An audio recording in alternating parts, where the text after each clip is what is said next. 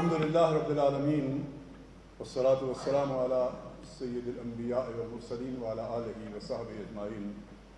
اعوذ باللہ من الشیطان الرجیم، بسم اللہ الرحمن الرحیم۔ کنتم خیر امۃ اخرجت للناس تأمرون بالمعروف وتنہون عن المنکر وتؤمنون باللہ،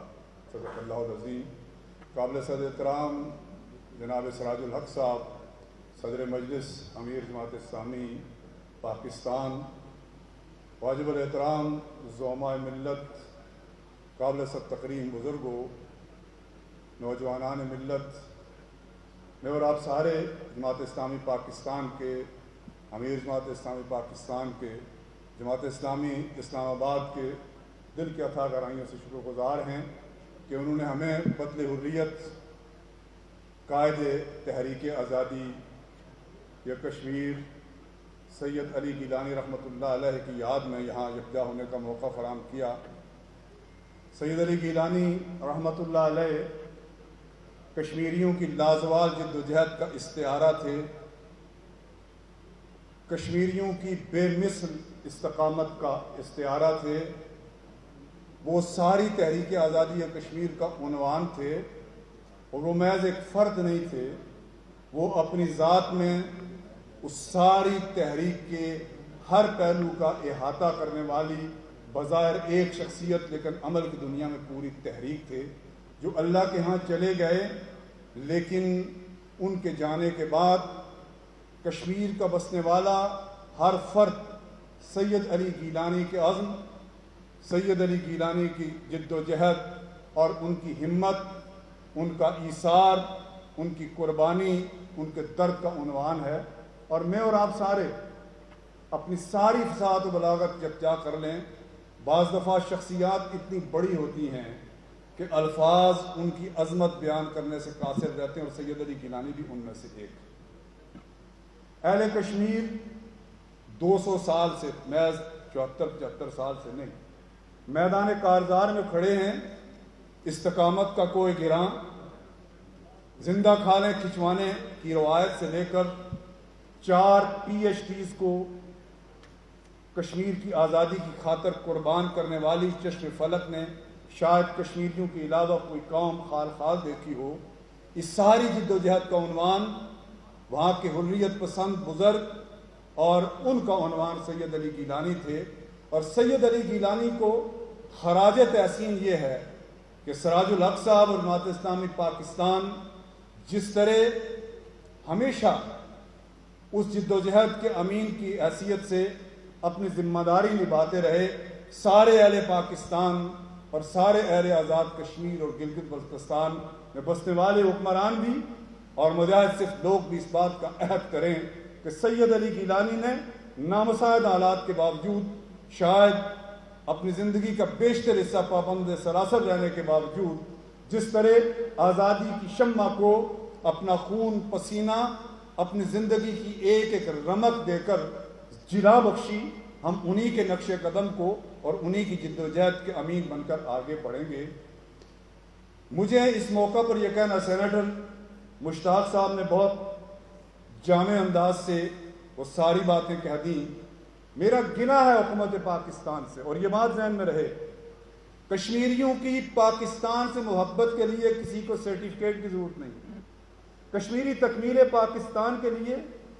پاکستان کی حفاظت کے لیے، پاکستان کی بقا کے لیے گزشتہ 74-75 سال سے اپنے لختہ جگر کو قربان کر رہے ہیں،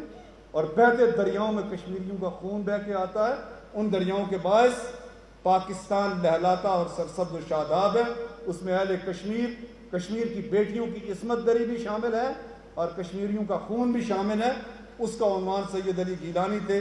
اشرف صحرائی تھے۔ مجھے حکومت پاکستان سے یہ کہنا ہے کہ سید علی گیلانی رحمۃ اللہ علیہ کا جسد خاکی ان کے اہل خانہ سے چھین کر ان کے مرضی کے مغائر جبراً ایک قبرستان میں قوم نے انہیں امانتاً دفن کیا ہے۔ اس کو ہیومن رائٹس کے بین الاقوامی جو ادارے ہیں، اقوام متحدہ اور OIC کے لیول پہ جس طرح اٹھایا جانا چاہیے تھا، نہیں اٹھایا، پہلے غفلت ہوئی، تو اب ہمارا اس کانفرنس اور اس تعزیتی ریفرنس کے ذریعے یہ مطالبہ ہے کہ ان کی مظلومانہ شہادت کو اور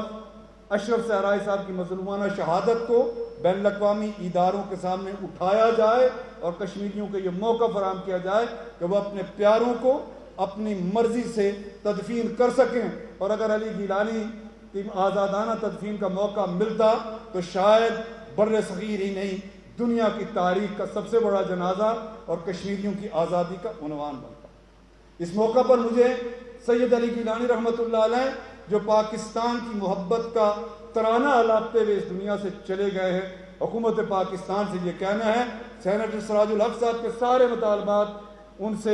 ان کو آگے بڑھاتے ہوئے پاکستان کو شملہ معاہدہ اور اس طرح کے جو دو طرفہ معاہدے ہیں، تاشکند کا معاہدہ، اسے بھارت کے منہ پہ دے مارنا چاہیے. سافٹ بارڈر کے عنوان سے بھارت کے لیے سہولت کار کا کردار ادا نہیں کرنا چاہیے. لائن آف کنٹرول کو سیز فائر لائن اور پاکستان کی ایئر سپیس کو کسی صورت میں بھی بھارت کی تجارت کے لیے سہولت کے طور پہ اسے اس وقت تک اجازت نہیں دینی چاہیے جب تک وہ کشمیر کو متنازع تسلیم نہ کرے. یہی سید علی گیلانی، اشرف صحرائی اور 5 لاکھ شہداء کو خراج تحسین بھی ہے، ان کی ارواح کی تقسیم، ان کی ارواح کی تسکین کا سامان بھی ہے. اور اکراس دا بارڈر افغانستان کے عنوان سے جو تجارت کی سہولت بادر کو دی گئی ہے این 13 جولائی 2020 کو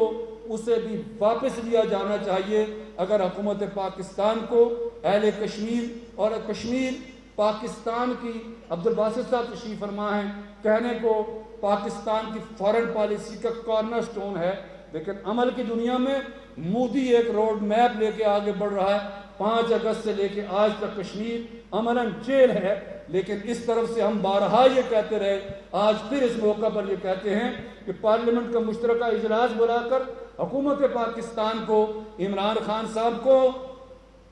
اپنے اثر و رسوخ کو استعمال کر کے جی بی اور آزاد کشمیر کو فتح کرنے کے بجائے مقبوضہ کشمیر کو فتح کرنے کے لیے ایک کاؤنٹر روڈ میپ دینا چاہیے اور سفارتی محاذ پر ایک ڈپلومیٹک افینسو اور فارن افیئرز کے حوالے سے ایک ڈپٹی فارن منسٹر کا تقرر کرنا چاہیے جو بین الاقوامی سطح پر صرف مسئلہ کشمیر کو اجاگر کرنے کی ذمہ داری نبھائے. اور آخر میں ایک بات اور کہنا چاہتا ہوں کہ جی بی کو عبوری صوبہ بنانے کی بات آگے بڑھائی جا رہی ہے. آزاد کشمیر کو اور جی بی کو سینٹ میں نمائندگی دینے کی کوئی فارمولہ کہیں زیر غور ہے. میں یہ بات کہنا چاہتا ہوں اہل کشمیر حق کے خود ارادیت اور وحدت کشمیر کے حوالے سے اپنے سارے سیاسی اختلافات کے باوجود متحد ہیں، یکجاں ہیں اور یکسو ہیں. اور ہم حق کے خود ارادیت سے کم تر کسی فارمولے کو کوئی اپنے ذہن میں اگر یہ خیال پال رہا ہے کہ آزاد کشمیر کو صوبہ بنائیں گے اور جی بی کو عبوری صوبہ بنانے کا مطلب بھارت کو 5 اگست سے اقدامات کا جواز فراہم کرنا ہے. اہل کشمیر نے نہ پہلے اس طرح کے اقدامات کو، مشرف کے 4 فارمولے 4 ریجنز والا 7 ریجنز والا فارمولہ دھرا کا دھرا رہ گیا. اہل کشمیر اور سید علی گیلانی تاریخ کے کٹرے میں سرخرو ہوئے. آئندہ بھی میں یہ بات کہنا چاہتا ہوں اور خبردار کرنا چاہتا ہوں کہ آزاد کشمیر کو کٹھ پتلیوں کے ذریعے گورن کرنے اور کسی صوبے کے فارمولے کو آگے بڑھانے کی کوئی بات کی گئی تو کشمیری اس حوالے سے پاکستان کی ریاست سے محبت کے باوجود اس طرح کے کسی فارمولے کو آگے نہیں بڑھنے دیں گے. وآخر دعوانا ان الحمدللہ رب العالمین.